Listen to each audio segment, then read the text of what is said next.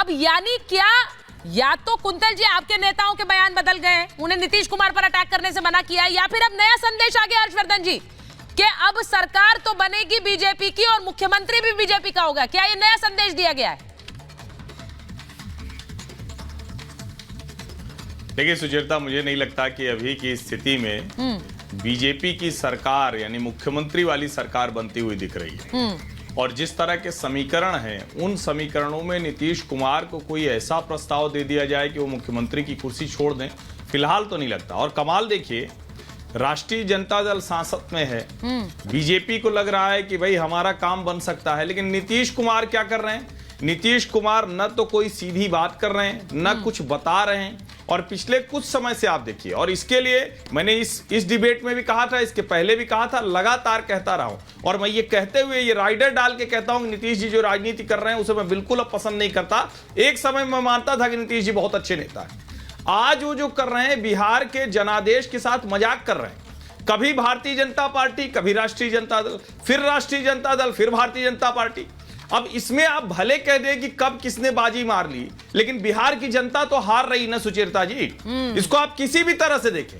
और मुझे ये लगता है कि ये बस ऐलान होने भर की देर है। नीतीश कुमार की आज सुबह से जो भाव भंगिमा है, जिस तरह की वो बातचीत कर रहे हैं, मुझे लगता है कि उनकी कुछ पक्की बातचीत हो चुकी है और वो किसी भी क्षण, और उसके लिए जिम्मेदार कौन है? उसके लिए जिम्मेदार 12 जून की बैठक, मैं फिर से याद दिलाता हूं तो लोग तब से मानते नहीं। 12 जून की जो बैठक टली थी, उसके बाद 23 जून की बैठक के बाद जो लालू जी की प्रेस कॉन्फ्रेंस थी, जिस तरह से उन्होंने किया था, और उसके बाद 3 बैठकें हुई, नीतीश जी को संयोजक नहीं बनाया गया। राष्ट्रीय महासचिव केसी त्यागी का बयान ध्यान से सुनिए, सब साफ साफ समझ में आ जाता है। और आप सोचिए, कोई कुछ भी कहे, लेकिन मैं मानता हूं कि ये गठजोड़ अगर खड़ा हुआ था तो वो पूरी तरह से नीतीश कुमार जी की वजह से खड़ा हुआ था। वो अकेला व्यक्ति था। तो अब अगर बैठेगा तो वो भी नीतीश कुमार की वजह से बैठेगा क्या हर्षवर्धन जी? सवाल ये है, और मुझे लगता नहीं सवाल है ये तो अब हकीकत बनता नजर आ रहा है। मैं एक बार मैं जरा राजीव जी के पास चली जाती हूँ। हाँ, इसको मैं एक बार राजीव जी के पास जाऊं, उससे पहले बड़ी खबर यह भी बता दूं कि बीजेपी विधायक, समझिए ना जी बोलिए, कंप्लीट कर लीजिए, कंप्लीट करिए। अगर धुरी निकल गई तो बचेगा क्या? हाँ बिल्कुल, मैं एक बार बता दूं, बीजेपी विधायक राजू सिंह का बड़ा बयान आया है। नीतीश हमारे साथ वापस आ रहे हैं, ये कह रहे हैं राजू सिंह। बीजेपी के विधायक हैं, वो कह रहे हैं हम सीएम चेहरा बीजेपी का चाहते हैं, लेकिन नीतीश हमारे साथ वापस आ रहे हैं। अब ये सोचिए, पोस्चरिंग क्या चल रही है, बयान क्या चल रहा है। आरजेडी कह रही है ऑल इज वेल, कुछ नहीं है, सब सरकार में ठीक है। वहां बीजेपी कह रही है कि हमारे साथ आ रहे हैं नीतीश कुमार वापस। मैं एक बार राजीव जी आपके पास आ रही हूं, जरा बताइए, मर जाना कबूल है, लेकिन उनके साथ, बीजेपी के साथ जाना कबूल नहीं है। यह नीतीश जी का बयान था, अब वो बदल गया। देखिए सुचारिता जी, सबसे पहले मैं, अभी भारतीय जनता पार्टी के प्रवक्ता ने बिहार के शासन व्यवस्था को लेकर के कई गंभीर आरोप लगाए जी। मैं एनसीआरबी के आंकड़ों को प्रामाणिक मानता हूं, इसलिए कि वो भारत सरकार के द्वारा संपोषित है और उनके आंकड़ों को वो भी नहीं झुठला सकती है।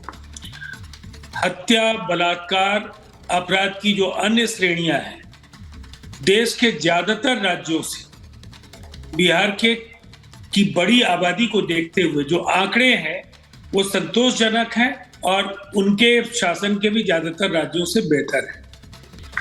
जो कालजयी युगांतकारी निर्णय नीतीश कुमार जी के कार्यकाल में हुए, चाहे वो जिस गठबंधन में भी, पंचायती व्यवस्था के आरक्षण से लेकर के अभूतपूर्व आधारभूत संरचना, साथ ही साथ जो आरक्षण का जो फॉर्मूला है, 94 लाख परिवारों के एक सदस्य को 2 लाख रुपए का आर्थिक समर्थन, और इसके साथ 5 लाख नौकरियां, 10 लाख रोजगार।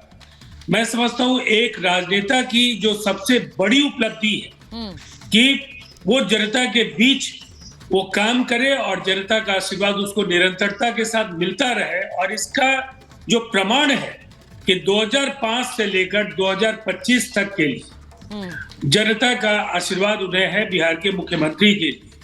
गठबंधन, जिस गठबंधन के वो नेता रहे, जिसके वो चेहरा रहे, उसी गठबंधन को इतने समय से अपनी पार्टी का पक्ष रख रहे हैं टेलीविजन पर, तो आप अच्छी तरह से जानते हैं कि सवाल को घुमाना कैसे है। मैंने सवाल पूछा था, मर जाना कबूल है पर बीजेपी के साथ जाना कबूल नहीं है। ये नीतीश जी का बयान क्या बदलेगा? मैंने सवाल ये पूछा था। देखिए, जिस समय आपके स्टूडियो में मैं बैठा, गठबंधन राजनीति के बारे में तो भविष्यवाणी कोई नहीं कर सकता है, ये लेकिन अपने आप में इतनी बात बयान है। है। देखिए, सबसे पहली बात क्या है, सुचारिता जी, ये गंभीर बहस है जी। सनसनी पैदा करने वाले बयान ब्रेकिंग बनेंगे। लेकिन मैं एक बात जरूर कहना चाहूंगा कि कांग्रेस इस इंडिया ब्लॉक की सबसे बड़ी लीड पार्टी है। कई अवसरों पर हम लोगों ने उन्हें ये बताया कि हम एक मजबूत विकल्प बन सकते हैं, लेकिन आप समय पर बैठकों को आयोजित कीजिए। बेहतर रणनीति समन्वय समय की मांग है। सीट शेयरिंग की प्रक्रिया को तेज ये गुस्सा नहीं राजीव जी, ये वाली जो आप तर्क दे रहे हैं किसी के गले नहीं उतरेगा, क्योंकि अगर ऐसा है तो इसका गुस्सा आरजेडी पर क्यों उतरेगा भाई? इसका गुस्सा आरजेडी पे उतारकर आप उनसे क्यों अलग हो जाएंगे? हमारे किस संबोधन से आपको लगा कि आरजेडी से हमारी नाराजगी है?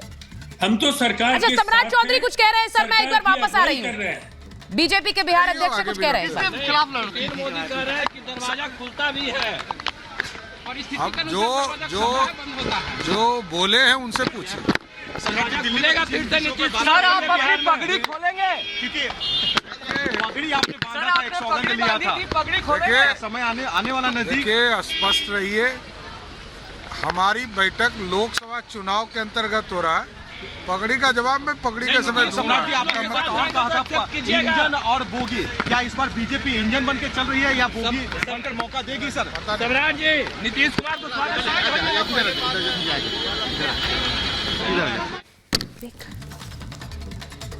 तो आपने सुना कि पटना में एक बड़ा प्रशासनिक फेरबदल हुआ। ये भी बड़ी खबर बता दूं कि पटना के जिलाधिकारी बदले गए, डीएम बदले गए पटना के। ये बड़ा प्रशासनिक फेरबदल है इस वक्त बिहार में, और सारे संकेत प्रोफेसर साहब मुझे कहना पड़ेगा कि आरजेडी के साथ छोड़ते हुए नीतीश कुमार नजर आ रहे हैं। ऐसा लग रहा है, आप अभी भी कहते रहेंगे ऑल इज वेल, लेकिन ऐसा नहीं लग रहा है। पटना में बड़ा प्रशासनिक ये फेरबदल है, ये क्यों हुआ इसके बारे में सोचिए। मैं एक बार प्रोफेसर साहब के वापस जाऊं, उससे पहले संजय जी जरा बता दीजिए, जो बात कह रहे हैं, कारण बता रहे हैं राजीव जी, क्या कारण अभी ढूंढने में असमर्थ लग रहे हैं आपको? नीतीश कुमार वापस आ रहे हैं एनडीए में।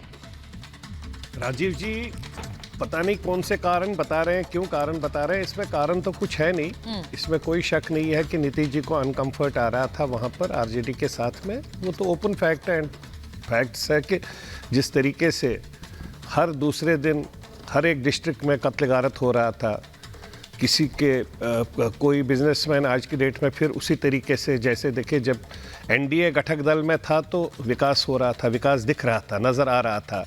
लोग 12-1 बजे 2 बजे घूम फिर के आ जाते थे, सड़कें, उसमें कोई शक नहीं है, रोड भी, सब कुछ तभी बना है जब ये एनडीए घटक दल का हिस्सा था। भाजपा वहाँ बड़े भाई का समर्थन सपोर्ट था, उसके माध्यम से हो रहा था। आज अगर राजीव जी बोल रहे हैं 2005 से 25 के बीच में, 5 से 25 के बीच में आप देखिए भाजपा ने कितना सपोर्ट समर्थन किया, एनडीए के माध्यम से कितना सपोर्ट समर्थन मिला।